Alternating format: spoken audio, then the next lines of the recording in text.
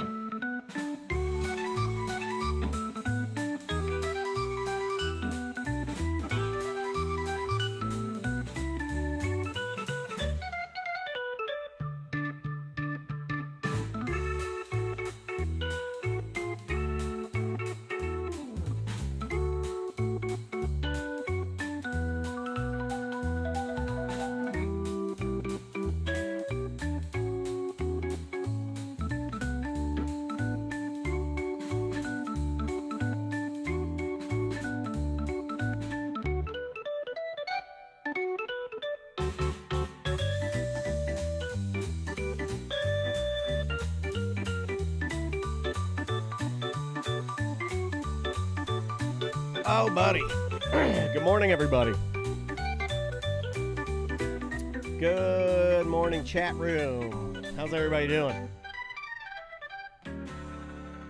Fully remote. Hey, congratulations, Jen.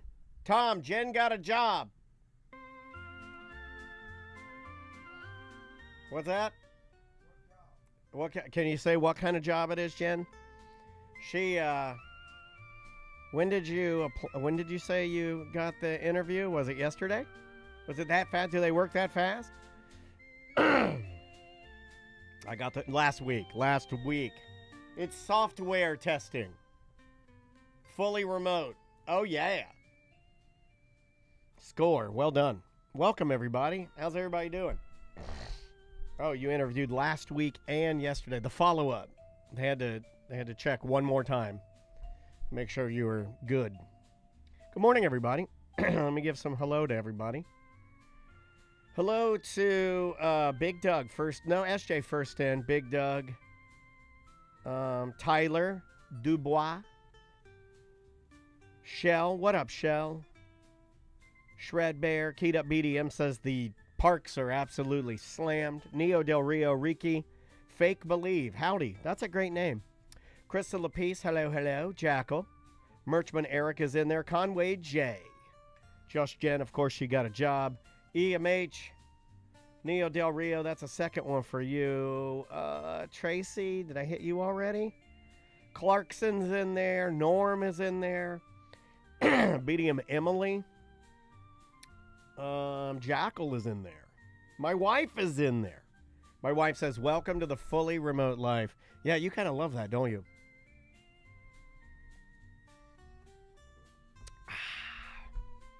Christine, hello. Christine has been fully remote in caps for years. She will never go back, she says. Shred Bear's in there. I think I got everybody. All right, y'all. Well, welcome. Good to see you guys. We have the Hollerbach gang coming in momentarily. Is there anything you would like for us to ask the Hollerbach gang? Wizard Cat, good morning. It's good to see all of you guys. All right, get rid of my music here. Ugh. Allergies. Anybody else fighting the old allergies? Anybody else got them? Oh, Merchman, thank you. It's my beard is getting long. I don't know. I've had it this long before. How many people in the chat room, just out of curiosity, do work remote? I would imagine a bunch of you do, right? I've been approved for voluntary redundancy from my 20-year working from home job. What is voluntary redundancy? Is that a fancy British way of saying you were fired, or voluntary redundancy? I don't know what that means. Sounds fucking great, though. A lot of remote people. 2019. Double Dag, just out of curiosity, when you went fully remote and you, like Christine, you say never going back, was it a new concept to you, or did you already sort of know about it? Yeah, Christine, I think the same thing for Andrea. Andrea's more, I think she can get more done if you just say get it done. I think Tom is like that. That is a quality, I think. That's the old story I always think about, like with him and Champs and the wanting to change the whatever they were doing, and you spent all this time figuring out a nice way to do it, but on your own time, and then they said, no, well, you got to do it like this. Some companies that just let you get it done, that's awesome. That's how Flagler College was. So in a weird way, I kind of did that a little bit. I very much enjoyed, like, the teachers that would say, like, here's your stuff. Get, you need, you're going to have this one big test in 4 weeks. Read your shit and get it done. That's easier for me. Just being told, right? Like, you don't need somebody to hound you, do you? No. It's just get it done. Just give me what I got to do, and I'll get it done. Yeah, I think a lot of people are like that. But then there's some people that very much enjoy going into the office.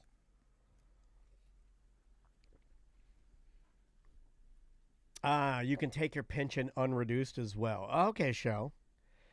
Well, I mean, is it something? Are you okay with that? And she doesn't know what Doge means. I guess people are using that as a term now for downsizing. Yeah, it's weird. The ability to have time, it has to be the best value, right? And then rather having to go to a location and sit there for X amount of time is like, do it remotely. Well, you're saving the time, but it's a foreign concept because the only reason we're able to do that is because of technology. So we're just now realizing that we can do that sort of thing. So there's some remote jobs that actually monitor how long you're at your desk and whatnot, and those. Well, that's not a remote job to me.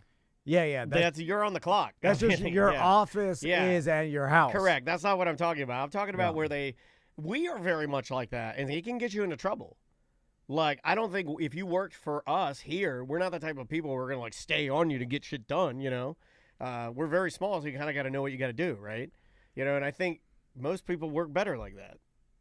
Yeah, it's just here's the daily tasks. Get them done whenever. It doesn't matter, you know. And and then you have the rest of the time to do what you want. Double Eggs answering a question I had a little while ago. He said, our company downsized the actual office, so even if they wanted us to come back to the office, they'd have to find a new office that would fit everyone. I'm really surprised they haven't done that in a lot of spaces yet, but I guess, you know, once you signed a deal, you're locked into something, you got to hold on to it for as long as you can. I thought that was coming more sooner to iHeart, but it has not. So they probably signed into something. Because the space that they have there, they don't even need it. Yeah. Everything's off-site now. Everything is. Even some of the hosts are at their homes, you know, still. Yeah. You know, having the buildings seem like a waste in a lot of companies. Although some companies are coming back, it's all being figured out. Yeah, that's true, Keita. The old remote locksmith job. That's a hard one. Yeah, it's good for you to be and you are in a city of locks right now. Like, you are literally standing in Lockville, USA, with nothing but doors and locks around you, and you have to fix them. That's great. Although I imagine so many things are going digital and Wi-Fi, which has got to be but maybe he affecting his still job. works on the mechanisms inside, right? Yeah. Because even ours is digital and it's all remote, and I can open it from anywhere in the world. But the mechanism is still the old school, tried and true. Yeah. I don't know. That'd be interesting. Which I guess would you call a locksmith for a digital lock, or would you just replace the digital lock? Replace it. That's the shitty part. Yeah. That's the part that kind of sucks, is you're balancing out the convenience of the digital lock. You can put a new one on there. Maybe you keep the guts, and then you just have to put a new lock on there. I guess He'll tell us. You'd have to call him to get you in, because you can't take it off from the outside if it just broke, because there's got to be some security measure. And it's not like you could just use a screwdriver. He just told me how many doors and locks Magic Kingdom. That's just the Magic Kingdom. Take a guess. You're good at this. So, I mean, lean into your confidence. It's just Magic Kingdom. He didn't give me all the parks. Lean into your confidence. Use your strength as a numbers man. 3,700. You know what? I'll still, I didn't think that was bad. 6,000. I didn't think it was bad. Okay. Just a little more than you think. But I would have gone, see, I'm not good at this. I'm like a child. Like when you ask a child, how many grapes are in this bag? 10,000. That's what I do. Because I don't know. I'm not smart, apparently. If you would ask me how many doors and locks are at Magic Kingdom, I probably would have said 10,000, which I guess isn't that bad considering there are 6. Yeah. Hey, how many across the board, Keyed Up BDM? I don't even think we asked you that when we had you in here. How many doors and locks are you in charge of, in general? Did we confirm with Pat? He might be frying up some potato pancakes in his boxers. That's a lot. That is a lot. Oh, Jesus. It's between $1,500 and $2,000 a door for electronic locks. Christ on a bike.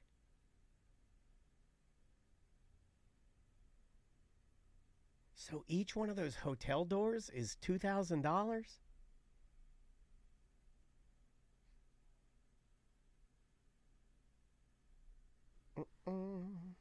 Maybe they're outside. I hear somebody. Unless that's the pinball machine ghost again. It's all good. Christine Andreas did that for a very long time.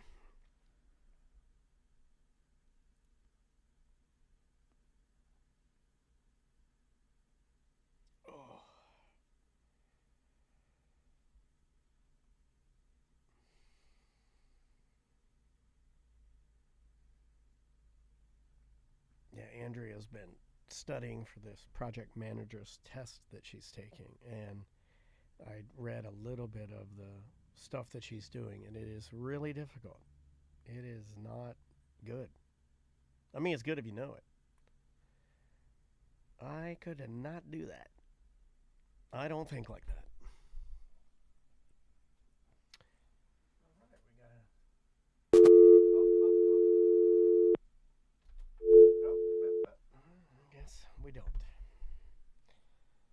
Yeah, Wizard Cat. I'll tell you all about it right now. We are going to talk about it, but yeah, they're coming in now. I'm getting it on March 11th. I went, we'll probably mention it a little bit later today, but I went to get my EKG this morning. And the lady, the nurse I had was like a professional drummer or something. She went to music school. I thought that was pretty interesting because how did I know that? I was chirping her up good. And yeah, I got to go after work today and get one more blood test. Hey.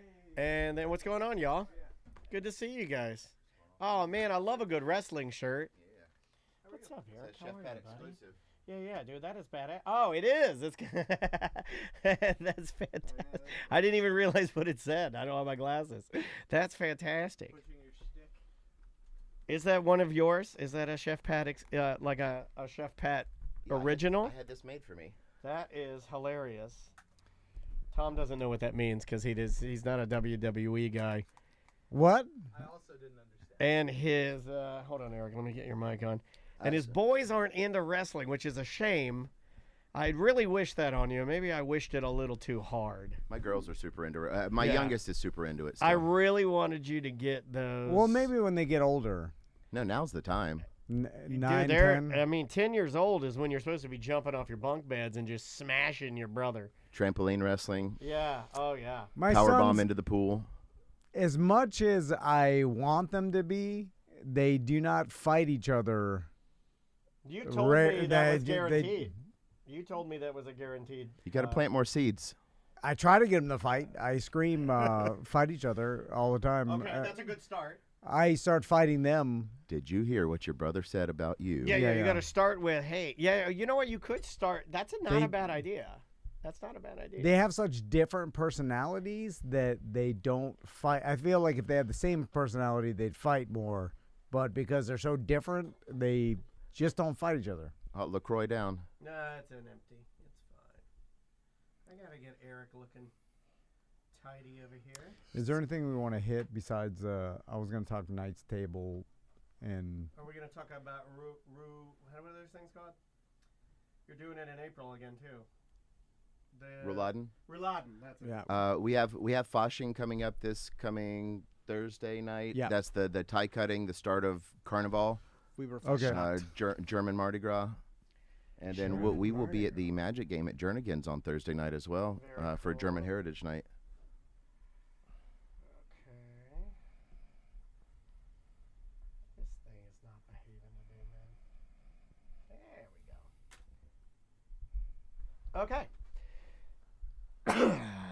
Looking tidier. Oh, God. Where'd he go? There he is. There he is. I got him. He's back. I'm back. I'm back. I'm back. Get up off And this of will that air thing. tonight, just so you know. Cool. So that works. Do we want to talk about halfway to Oktoberfest or no? We don't really have like a plan yet for that. Yeah. Like a finalized plan. It's in April? April 12th, I think, is the day we have picked out. But I mean, just like keg tapping and stuff like that. We need celebrities to tap our kegs. Tap a again. keg? Yeah. Hey, In April. I might be down. All right. Hold on, guys. Sorry, I gotta You're good. connect one more dot here.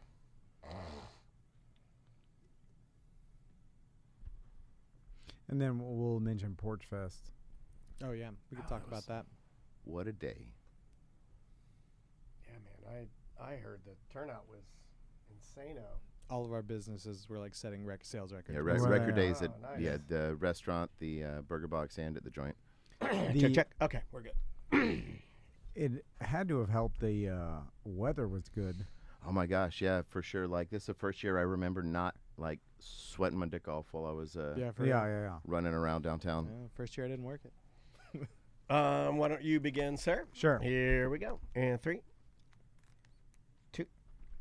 Welcome back to A Corporate Time. We've got Chef Pat and Eric here from Hollerbach German Restaurant.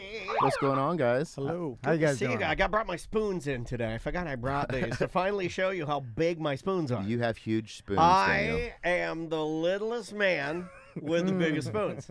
When we were doing our Oktoberfest BDM party at Hollerbach's upstairs, and you did a spoon off. I did.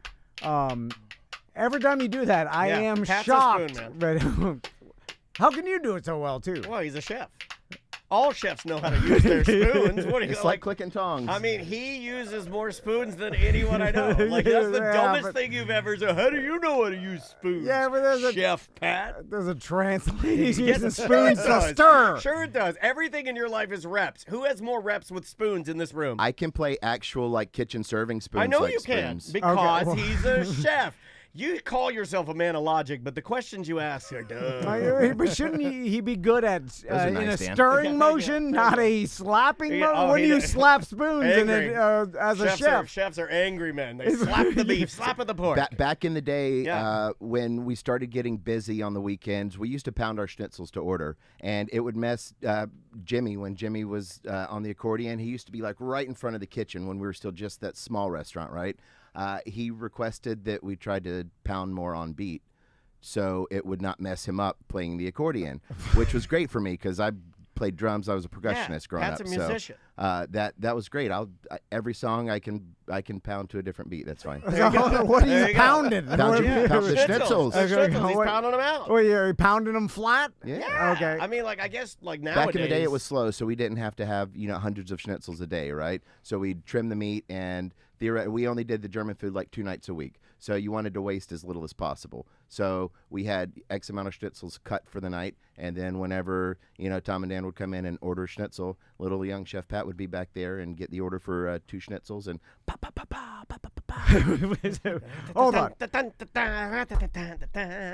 All right, we'll talk pounding schnitzel in a minute. Sorry. Let's talk Porch Fest. Yeah, let's do it. So I heard it was Still tired from gigantic. Yeah. Yeah, it was amazing. Sanford was definitely at his best that day.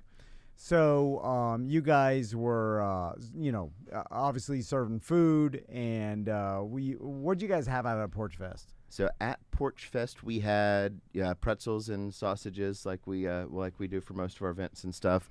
We also had the Chillin Tacos ice cream. All right. We had some of those guys out there. Maisie and her friends love Chillin Tacos. The kids love them. The kids love them. Yeah. Are you familiar? No. Chillin Tacos? They do them at the stadium, and then he's got a few spots around town. He does a lot of pop-ups and stuff. Yeah. But we're the only spot in Sanford you can get them at the Joint and Burger Box all the time.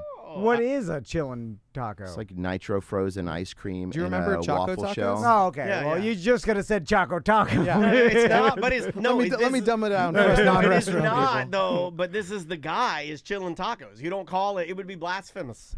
There's to nothing better call- than a smash burger and then eating one of those Choco tacos it's afterwards. Not, it's Chillin. You got to say Chillin Tacos though. I want to give the guy credit. It's not a Choco Taco. So I know That's not. It's not the same thing. Oh, I mean, it's close. It's not a Choco Taco. I don't know. If you don't get chocolate, then it's Yeah, I not a guess you're Choco right. Taco. You were just filled with misinformation. Before, like, I have a question for you, Chef Pat, about private chefs, because I got into a private chef, like YouTube hole Yeah. and like internet. I was just started reading Basically, about it. we want a private chef for the studio, but we need him to we need him to quit Hollerbach. So before And he can't do that. He just celebrated how many years there? Did you? 20. Congratulations, man! I saw you. Yeah, that's beautiful, dude. That's It's like something. Are you kidding me? So I mean, it's better than 20 years in radio. we're about to start German Mardi Gras. yeah. Yeah. And so, what does that mean for Hollerbachs? Eric? Yeah, sure. So we celebrate. So German Mardi Gras is like a whole thing. It ends on Rose Monday, but the day we celebrate is the Thursday, which is Weiberfasnacht, or the women's night. So basically, we give the keys to Hollerbachs to the women, and All right. and they run around with their incredibly sharp scissors and cut all of the men's ties. I don't know what symbolically that could mean, but yeah, that is part of the night. We will have ties, or you can wear a tie you don't really like, but it's a super fun time. Okay, so what night is this? Thursday. Okay. So Thursday night, and it's called what is it called? Weiberfasnacht. Weiberfasnacht. Okay. Weiberfasnacht. Weiberfasnacht. And then Am a I saying bunch. it right? Nailed it. Weiberfasnacht. And then is it the employees of Hollerbachs, or is it just the Just whoever random women? women. You Yeah. hand them scissors and they cut the Both. men's ties. Yeah. Both. So there's people that come every year and like want Doris to cut their tie every year. If my okay, I see what wife's you're not saying. able to go, Doris is the only person that's allowed to cut my tie. Got you. Got you. Because there's lots of different implications from different things. Yeah. But Whoever Mrs. cuts Chef your Pat ain't tie is having the that, person so. that, when the end of the world happens, your wife is allowing you to procreate with. I figured it boy. out. Only I Doris. figured it out. You were It's so in lucky. case. It's in case of a zombie outbreak. Weiberfasnacht. You cut the you. cut the man's tie to signify to everyone else, if the zombies get us, this man can have my seed or egg. That's what it means. And the women, I figured it out. Hold on, let me women get my take it- spoons. The women take figured it it so out. seriously. So they like, they'll have like pelts of ties, so they count how many they have. some So of these- like, yeah. it's like a it's your body contest for count. them. Yeah, That's your exactly. body count. Yeah. So, What's your tie count at, dog? and then once the tie is cut, you can't cut it again. Like the That's tie. what you yeah. think. No, That's you what can- you no, think. no, You can cut the nowadays, knob. nowadays, you can do a reversal. You can stitch it back on, then you can have kids again. Or do they cut it low so that other women can cut Can little they cut pieces just off? the tip off? I've seen I people would- get double cut. I want every woman at Hollerbach to cut a little piece of my tie. You know what I mean? You each get an inch. Yeah. I'll be here Three all of night. three of you line up. I'll be here all night. But you have to leave the actual neck portion, so The there's noose something, part, yeah. the noose, so there's something around Or your could neck. you have the woman cut the neck portion and then I'm free from my chains? That's a new one. That's symbolic. Yeah. No one's ever done that before. Well, I'm a thinking guy. You need to find out how this started. Germany's in You crisis love, right you now. love it or hate it. As they Yeah, say, whatever I cuts mean- your tie, Dan. Are you as curious about this as you were about the treeman not putting your palm trees into Why- the holes? Well, I learned that was exactly why DeBerry Joe said, because it definitely was too big for the hole. flamethrower palms and too the- big to fit in the hole. I'm Yeah, telling every you. hole that you Yeah, dig is going to be, no matter what you dig, it's going to be too small. Yeah, and then he would have had to dig. It was just experience that told Yeah. him, I'm not going to let Yeah, the he's a genius. customer dig the hole. Yeah. Tree genius. Anyway, so and then how long does German Mardi Gras last? Is it just that one day, or is it a week? Yeah, it's the same duration as Mardi Gras. They just have different traditions. We Alright. used to do a whole week long, but we've kind of narrowed it down just to our Thursday, so the Alright. 27th. And then so then it ends what is it? Fat Tuesday next week, right? Rose Monday, right? Rose Rose Monday, Monday, right? yeah. That's Rose the day. Monday. Yeah, I can't keep And track. then Ash Wednesday is next week, and that's when Lent starts, and we'll have. Is there a cake, like a king cake component where you hide a golden baby, plastic baby inside? We might No, have. no. Germany hasn't developed that technology yet. I think Pat is the right guy. He's the right chef. the Koenig's cake? And then talking to your pastry guys and gals and whipping Do up the a purple little. bread. Yeah, you need and then you hide a little plastic hot dog inside or sausage instead of a baby. Hide the weenie. Yeah, it's called hide the weenie. Yeah, did you get your Hollebox hide the weenie cake? Were you the lucky one? Yeah. Oh, you also be at the Magic game, correct? Yeah, Thursday night also. So I'll be at the Magic game. This is the first. I'm sad. This is the first night I'm not going to be there to cut ties in like 20 years. So we are doing German Heritage Night. Hollerbach's food will be featured at Jernigan's, the upstairs buffet type. Oh, dude. Chef gimmick. Pat over Chef Curry. Yeah, I like that. But yeah, we'll be up there using their equipment and have our stuff as their like main display for the night. Whoa, that's Oh, awesome. great, man. That's killer. So they For all sure. they all get fed a big German meal. Yeah, we're And excited. I don't know if a lot of people know this, but you can buy like a regular ticket and then like you go on the little Magic app and then you can upgrade your ticket or whatever so you can come to the buffet at Jernigan. So if you get to the game early, like I didn't know this actually, and I go to like Hold on a second. Maisie would love this, and we like to. Normally, we get Yeah. there early, and then we just go up, and we have some favorites that we get. Sure. We've gone and gotten pretzels before, or we'll go and get some like gringos or something like that. But that's a good idea. yeah, So- I legit didn't know this. Like I go to like Yeah. 10, 15 games a year. Sure. Had no clue until oh, we're doing I would this. love to do that. I That think sounds you like a can heck of a upgrade good for time. the ultimate thing too, right? Yeah, there's all kinds of stuff on there actually. Oh, I'm sure if you awesome. walk in there and your phone starts vibrating, it's like, give me your money. You know, you They- can pour they your love money it. into your phone, I'm sure. They Yeah. love it. Well, speaking of the NBA, there's a lot of NBA players that have private chefs. Yeah. And I got into an internet hole just researching the private chef world. And it's fascinating because, like, obviously it's a huge spectrum, and some people have part-time private chefs. Some, like, mega millionaires have full-time travel chefs that go with them everywhere and cook for giant groups of people and business people. You know, like, Right. it gets bigger and small, obviously, but just the private chef world is super interesting, and apparently it's big on social media. There's, like, a lot of private chefs that are on social media, and that's how they market themselves for Yeah. other celebrities There's to get. one lady I can think of right now that's ticking a box. She's the snarky, she's hot. and she's snarky, and she's always like throwing the garlic in there and smashing everything around, you know? Get out of here. There's a lot of Chef Pat. Have you met other private chefs? Do you know anything about the private chef world? Have you talked to people that are private chefs? I know how much time it takes me to post the 4 videos a year that I post, and if you got that much time to make social media, when are you actually cooking, and who the hell are you actually cooking for? I got no time for that shit. Yeah, it doesn't look real to me. Like when I see it, it doesn't look authentic. Well, those are the social media private chefs, but obviously that's just the tip of the iceberg or berg in the private chef world. Iceberg in the world. You could have said iceberg lettuce there. And so because I started to I was curious to it's weird that one chef that could be a full-time job for someone, because you're talking about 3 to 4 meals a day they're cooking, and you're like, well, what are you? It's more than that too. Sometimes these guys are big on smoothies and protein and actually counting what they're eating, macros, micros, all that stuff. So there's actually you're like a nutritionist. More work, especially for your basketball players and athletes.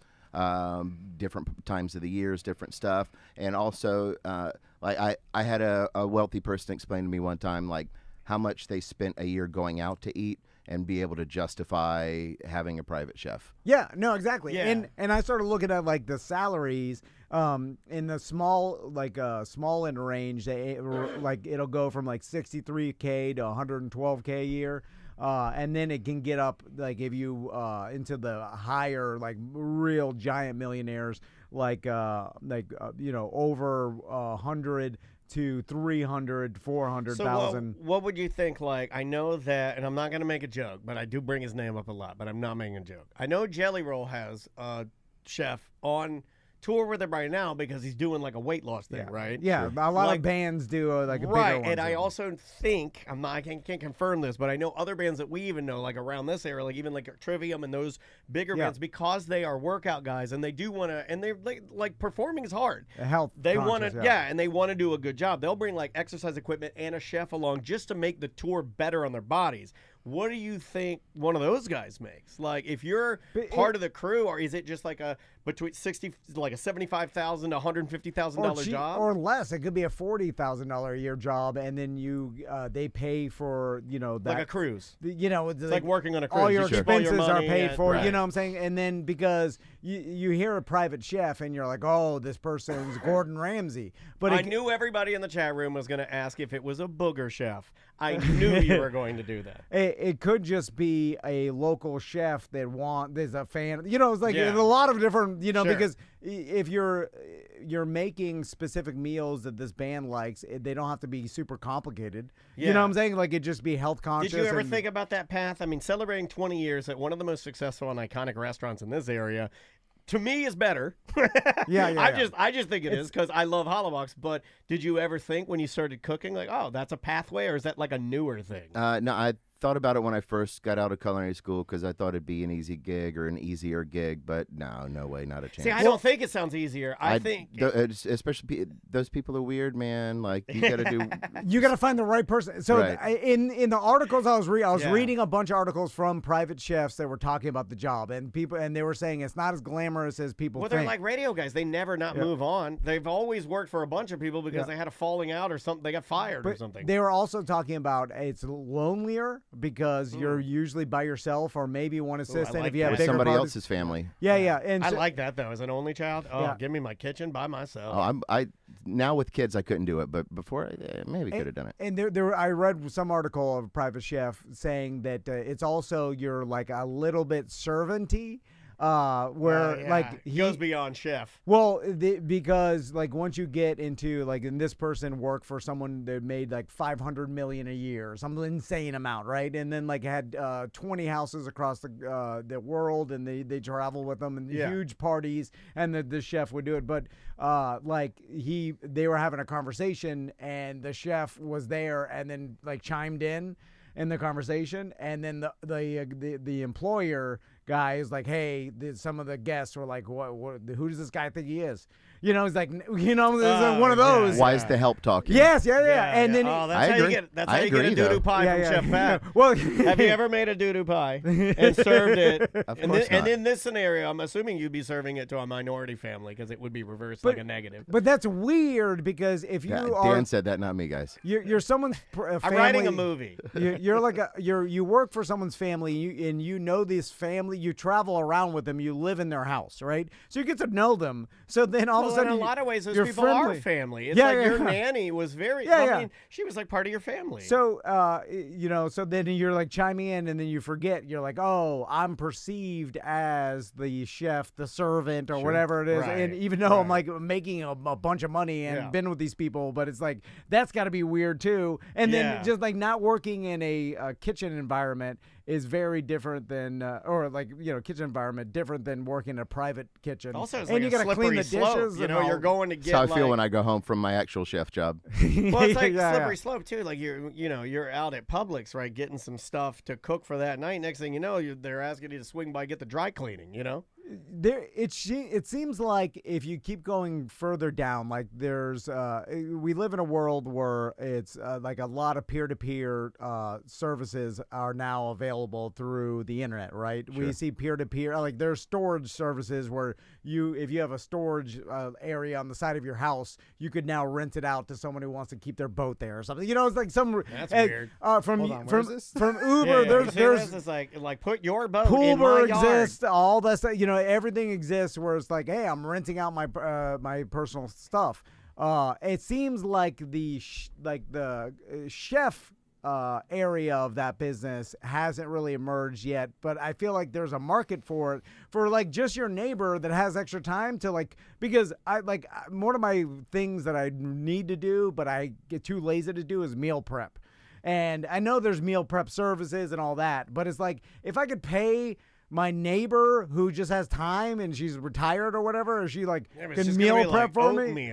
It's like, no, I tell her I'm like I buy the stuff. It's like after chicken she doesn't wash her hands or like I properly don't care about sanitize her. it. Oh God, I don't know about this neighbor. I don't know about getting your elderly I'm sure neighbor she to looks slop clean. It's together some lunches for you. I mean, like you a act like slumber. cooking's easy. You act like you're taking away all the skill that you would be paying for. You're trying to cheap out. Is what you're trying to do. Well, yeah, of course I'm trying to cheap out, but it needs to be a cheaper service like an Uber where I don't care who picks me up. I just need to get there. Like, I don't care who's cooking my vegetables and chicken. Doing it. Just keep drinking your smoothies. No, You're doing the Uber. No, but I need to cook vegetables and chicken every night and my lunches. I don't think the old lady neighbor's the way. But she can cook it, and I pay her, and then it's Eric cheap. looks really confused. Right? He's like, I don't know about the old lady neighbor. But someone around, like in your neighborhood, just make meal preps for you. But wouldn't you want them to have some cooking skill? They have those like. I see them on Facebook. They're like, I don't know if they're real companies, but they're people that are doing that kind of stuff around. Just a regular person. They like, seem I like know multi-level marketing. Like, I don't believe any company that I see that does like the worldwide food prep. Like, I'll give you one, and they're not a client or anything, but I look at them, I'm like, I don't trust you because you're everywhere. Factor. I don't trust that. Yeah, but it's too big. You need a small person. That's where the value gets as your neighbor or someone just, cheap to do that for you. But think of how hard it is going to be to convince them to cook for you. Well, then no, you sign up on the service, and then they're like, "Oh, I'll do this." You're going door to door to your neighbor and trying to find a neighbor to cook for you. It's too hard. It's just me. I was just sitting there waiting for an order to come in. Some sort of Uber service, like you just go and you're like, "I need this." Anyway.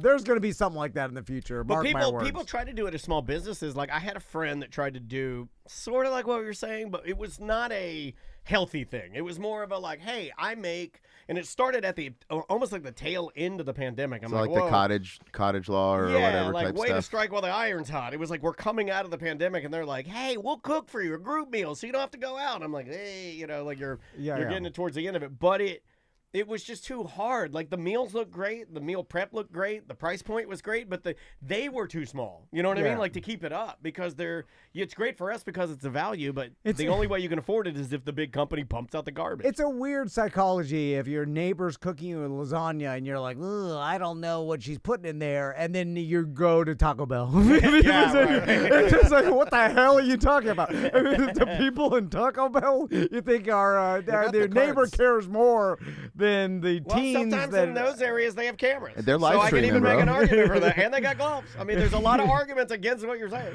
It's just, but what I'm saying is you're willing to eat a lot worse thing you never question the other stuff. Oh, anyway. yeah. But that brings me to Knights Hall, and it's kind of like having a private chef experience, with your group, because you could rent out Knights Hall for an event. How many people this is a great birthday party, by the way.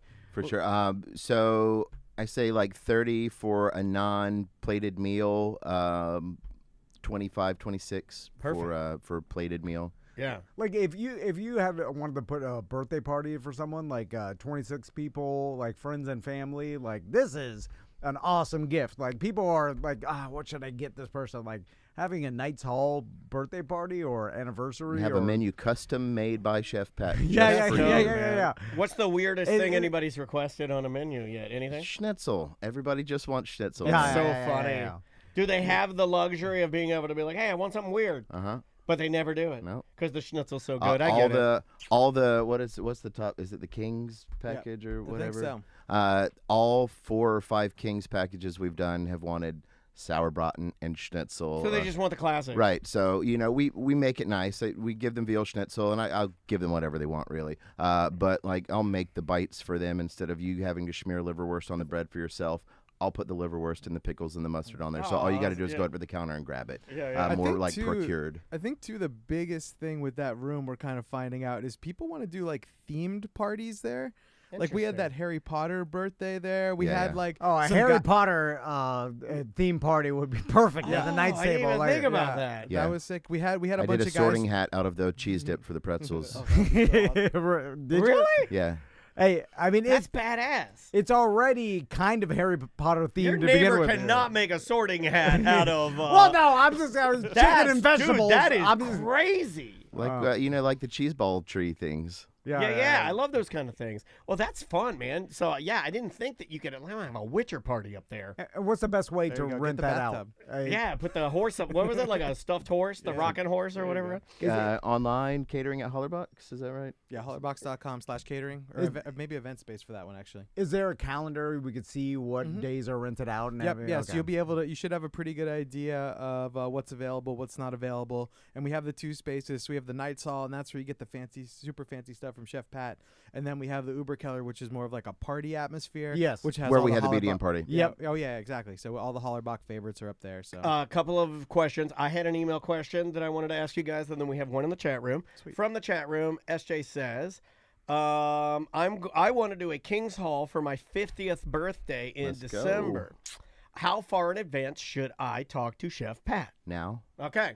We should at least pick a date and book it because December books up quick. The other question I had, and I wrote it down, was to explain, because I had somebody email me and say, what is priority seating at the restaurant? I don't know how that works.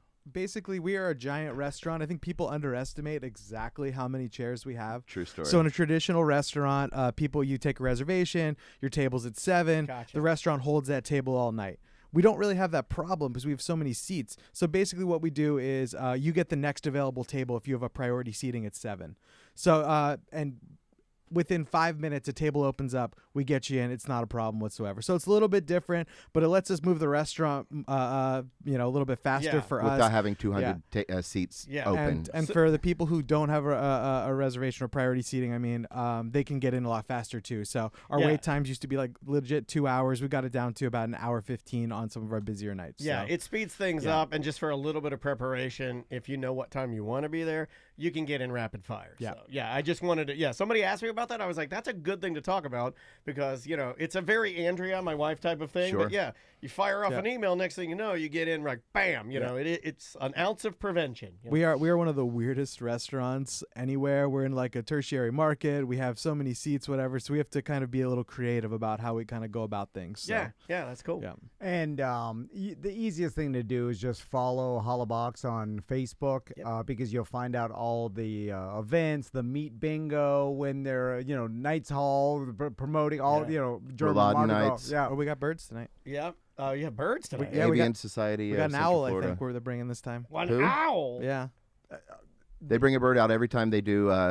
These guys are our sponsor for the bingo. Where does it go? It hangs outside. Yeah, they sit outside kind of the front square. Yeah, you can't go in a restaurant. Yeah. Next thing you know, the owl schnitzel around there. When the owl's there, ask the owner if they collect the pellets for a 5th grade field trip. So and then find out where they get the pellets from. And if they have one, get it. And we'll dissect it here live on the show. We don't know where all these pellets are coming from. I think for they're all fake. the 5th graders. I believe they're fake. I've never found an owl pellet in my yard, and I have owls and owls and owls. I think there are. How many owls do you have? I think there are scientific educational companies that simulate owl pellets, and then they send them to schools, and we have been bamboozled.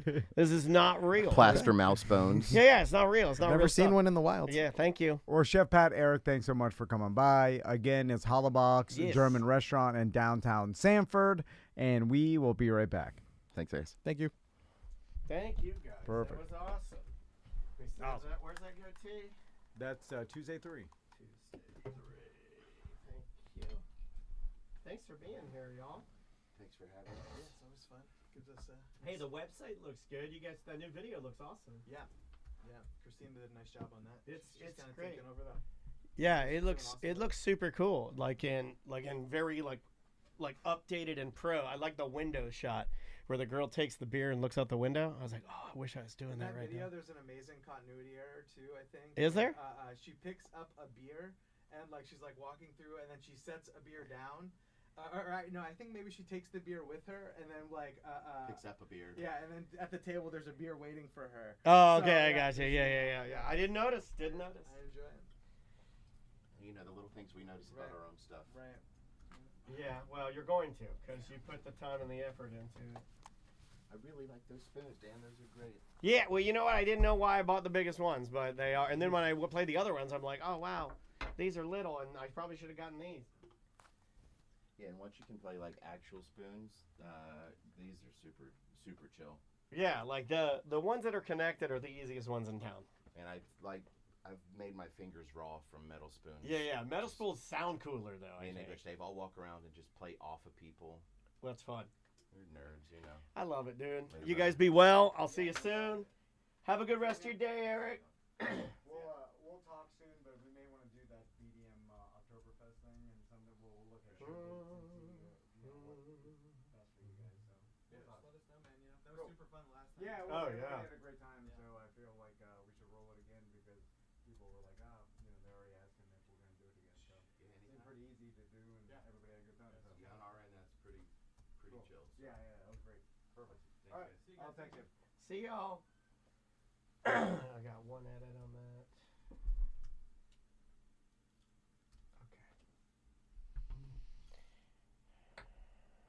Cool. Now we just have to do 18, 19 minutes. I got voicemail email ready if you want to Okay. do that. Yeah, let's do it. Okay, I got those. Let me get this. I'm gonna pee real quick. Not sure Dan looks here, but I was the night chef at Club Wana. R.I.P. Mr. Pinter. Oh, yeah, and Charlie. Oh, dude, Charlie. And I brought dancers up for Stump a Stripper. I absolutely, you know what? I would probably remember your face. But yeah, I absolutely remember Charlie. Charlie was so sweet to me. Is Charlie still around? Yeah, Club Wana was my strip club.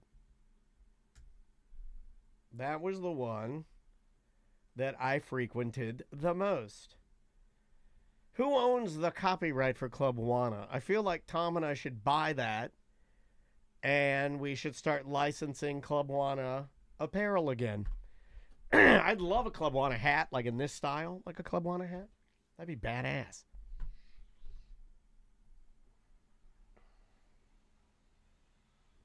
Well, thanks for being here, dude. We're glad to have you. Glad you dusted off the... Tory Pinter owns it, Mike's brother. Okay, cool.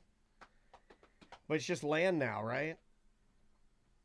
They should produce some. They should produce some old school Club Wana gear. You know, I was on Church Street this weekend for that Immerse thing, and walked by Mako's and all that shit. And then it's all like they're not open. There's nothing there. And then I'm like, it's so crazy that someone has just like, it's probably because whatever the rent is or what, you know, just doesn't work out. But it's like they're just there abandoned. Well, because the city doesn't want that type of business. Well, who knows who owns them and what the damn lease is? Because a lot of those bars, they have to sign like long ass leases, like long term. You know what I'm saying? Like a 10-year lease or some shit. Maybe even longer. And then like the owners of all those businesses are like old Bob Snow millionaires. You know, we need for them to die, and then their cokehead sons get a hold of the properties and start really doing some fun shit for us. Some indoor go-kart tracks and some fucking daiquiri bars and like dumb shit, you know, shooting gallery daiquiri bar. We need the cocaine sons. Where are the crazy cocaine sons? Your sons are too responsible. They're not going to do any of that shit. I think the cocaine sons are who ruined us. I think that was the generation. That was our generation. We should talk about this. I think now there's nothing left. And now nobody's drinking. Well, those are the people that ran it when we were going down. Would you like to bring us back? Yeah. Here we go. This is 4 and 3, 2. Welcome back to A Corporate Time. Real quick, the Orange County Regional History Center is doing their golf tournament. It's all to benefit their, them and the History Center itself. Correct. So it's a benefit for them, and you can sign up at thehistorycenter.org, and it is March 10th. Yeah, and we love the History Center. Those guys are awesome. Let's, speaking of history, we have voicemail messages that are kind of, piling up here. And we also have some emails that are piling up. So let's jump into voicemails and emails quickly. And let's go with this one. Do you remember the caller, Zach from Ohio? No, yeah. Doesn't really call much anymore. And I'm just going to give you his latest call. This is why he doesn't call very often. Here we go. Hey, gang, it's Zach from Ohio. If they made a prequel to the Rocky movies, would it be called Kid Rock or Pebble? That's why he doesn't call very often. Okay. And please don't call anymore, is what I was going to say. Oh, come on. Please don't. Oh, hurt his feelings. Please don't call. This is an email. This is from Matt. He says, Dan, I was listening to the Friday Free Show, and I heard you play Pressure by Little Image. My son was direct support for their tour last year. We met them in Atlanta, and they are super good guys and out on an amazing live show. Our son signed with Elektra Records when he was 19. His name is Hastings. Find him on everything. His latest project is a band with his buddies. They're called In Color. Their first single is out, and I think you dig it. They chose not to sign with a label yet, so you're free to play it on the show. Hope you like it. They have an EP recorded, but have a plan to release it strategically. Thanks, BDM Matt. That's pretty wild. What I find interesting is what the label nowadays offers the band. I know exposure. Distribution, I guess, but what is distribution? Yeah, distribution is the internet. But you say that as a blanket term, like all the other vessels of distribution have instantly dried up, and it doesn't work like that. Maybe more than anything, it's connections. They know the right people. Yeah. Because everyone has the internet, but not everybody's a superstar. I mean, why? Obviously, it's connections. Promotion. I mean, obviously, and then promotion, their ability to promote you, which they can put you in the right places, though, right? Like, if I have all the knowledge and know where to advertise, let's say we have a Northern Soul style band, right, which is like throwback Motown, right? Yeah. That's only going to work in certain cities or certain areas, right? So if I know that knowledge of where to put this band to set them up for success, and you're just kind of like saying, well, I'll just put it everywhere, right? Maybe that's what you're paying for, or maybe that's what the signing does? The iHeart still exists, and they still play music radio, and getting your songs played on that, those that company partners with labels, and then those labels, will distribute certain songs in certain areas, like you said. Yeah, and it's like, hey, we'll play this there, but I guess as a band, you got to determine, are you willing to give up whatever you're willing to give up signing with them? Sure. If that's, because it is possible to distribute it, market it yourself, but highly unlikely you'll get anywhere with that because there's just so many people trying to do it at the same time, like a couple people in the chat room chiming in. Christine's hubby is in a band. We knew that. He's on a label, and they do all the work he doesn't want to do. They promote, sell, and ship, and he just gets to make the music he wants to do. So yeah, I guess if you didn't want to handle like anything on the back end, you just wanted to write songs in your room, this would be great. Yeah. Because there are a lot of people that are just creative and they're not looking at it with a business side. Like you and I think we're skewed sometimes because we always kind of have a little sliver of business in there, right? Like for the most part. Well, yeah, really, it's we're always looking at the business, because without the business, there is no doing this. So you can't do the art or the entertainment without the business, so it's like we are business first almost. But without the art, what are you selling? No, of course. So, I mean, I don't know. But great, good on you, and I'd love to, if he'd be down, sir, BDM Matt, I'd love to talk to your son more as like a weird hobby Wednesday, to have him tell us what it's like to be a 19-year-old who's signed with Elektra Records. I mean, not a lot of people get to do that anymore. He's a young man doing, sort of an old man's game, signing with a record label and then marching his musical path. I think that's killer. I would love to chat with him. Yeah, and see what it's like. Well, I want to know, like, what is he able to make money? Is it just the infancy of the career? So it's like no money now. You're just grinding until you try to make something, because do the record labels offer you anything? They offer you obviously a percentage of what you bring in, but that could be next to nothing, right? At the beginning, if you're not popular, it would be different for anybody, right? Yeah. So then it's like, okay, your goal is to hit it big, but that is, I wonder if they put like some statistics, like the likelihood of a band getting to a point where you can make a living is what? Like, I'm sure a 2% chance. I'm sure people have tried to do it, but it depends on. Do you have a 10% chance? Well, what do you consider living, and what do you consider making it? Like, would cover band that plays out all the time fit the need? Yeah. Fit the bill? Oh, I was just saying, you're making you're just basically making enough to live. So that could be $30,000 a year. At the very, very least. If you're single, know a lot of those people. I don't. Can you make a living off $30,000 a year? I mean, it depends on where you live. I don't Most think musicians, you couldn't even do that here. The rent is too high. Well, let's take the guys we know, right? Like, what about old Jordan Foley and Tyler Hood? I mean, I think, I'm not going to blow up their spot, but I think they each have other jobs. Yeah, they have to. Every musician I know and they're doing it at a very job. high level. Yeah. There's only a couple legendary guys that might be retired and only do it, I don't think I know any other musicians that don't have a little something else going on. Well, I know when Tiffany was doing the band full time, that was her full time job. But she had a lot of gigs in Vegas. Yeah, she was that was like a corporate band. Like she was doing like conventions.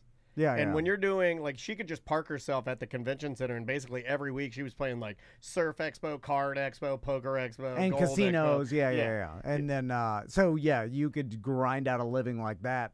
But your own music and just coming out with albums, which there's no money in album sales anymore. No. So it's all touring.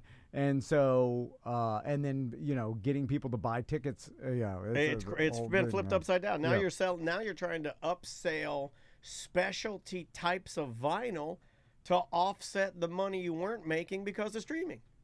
Yeah. You know what I mean? That's gotta only be a tiny. It's out of control. Yeah. Let's jump back to voicemails. This is from our good friend Evil Eye. Well, actually, no, I don't believe this is from Evil Eye. This was somebody. Okay. Jimmy on the Jim Colbert show, he'll mention Evil Eye. We've mentioned him before, but Evil Eye is an old listener of the show. And then I think somebody else heard this. Or maybe this is him. Hold on. Oh, no, this is him. Hey, Tom and Dan. It's Evil Eye. That kid that counted on his fingers and did that math real fast was using something from the 70s called Chisholm Bop.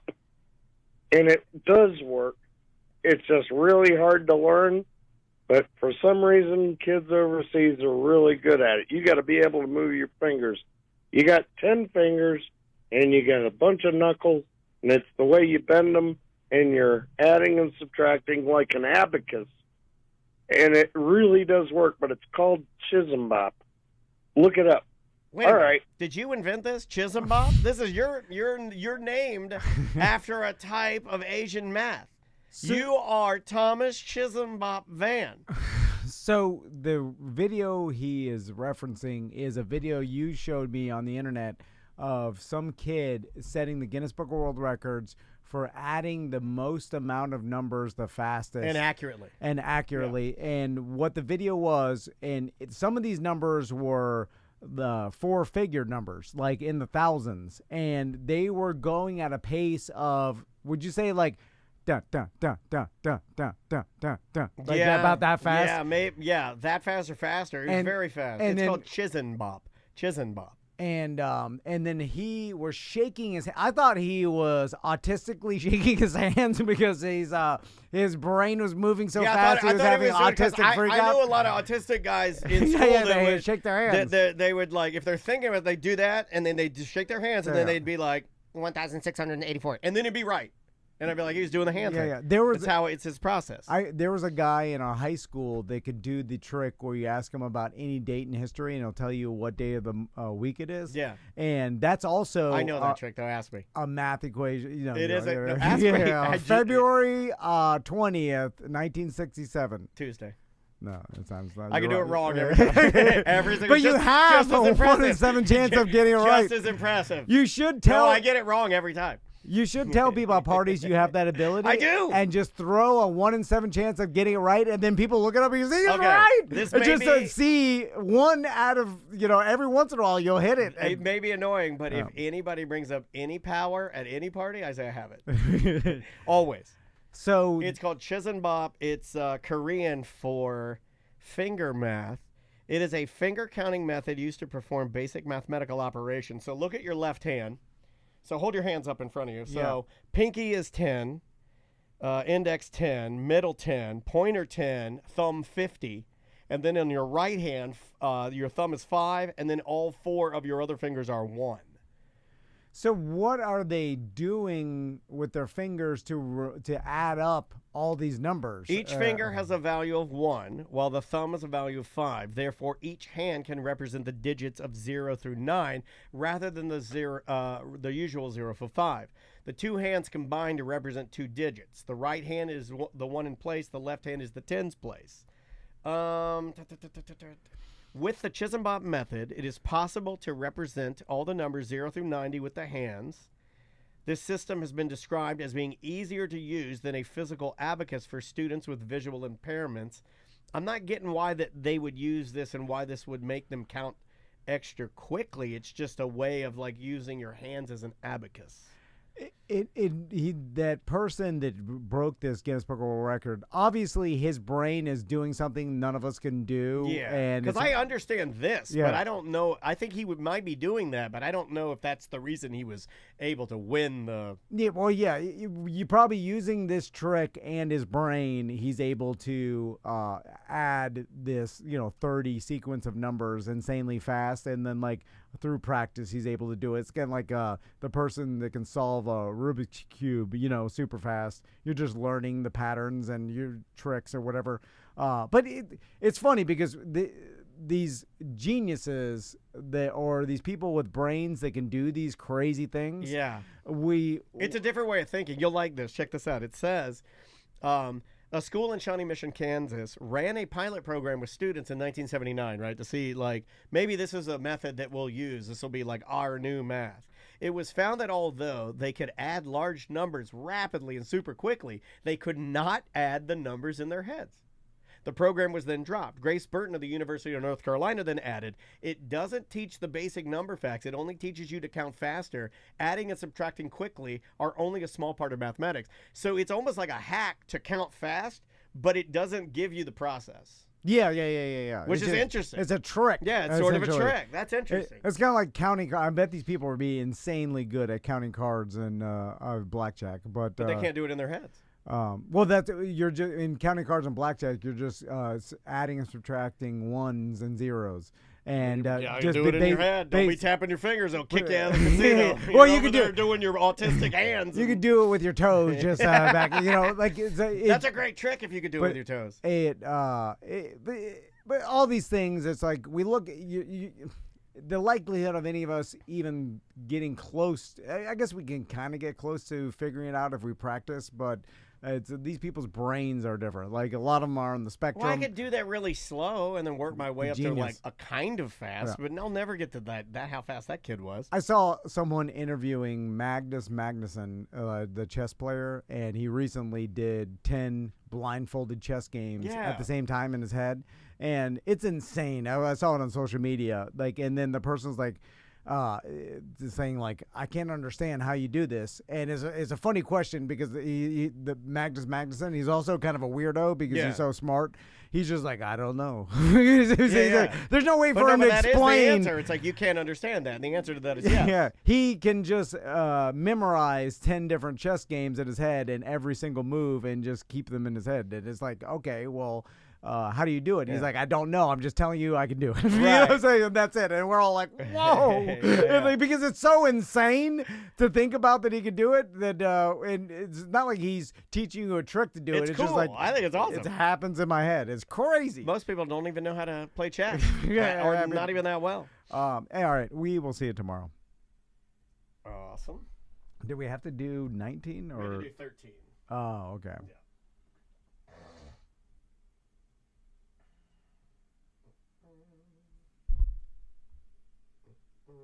Interesting with the counting. Yeah, the counting with your finger cool, using right? some sort of. Although it did not seem, it just seemed like he was shaking his hands. But Evil Eye was probably right. It was just some version of that finger counting. All right, are we gonna do our lunch? I guess That's it. Yeah.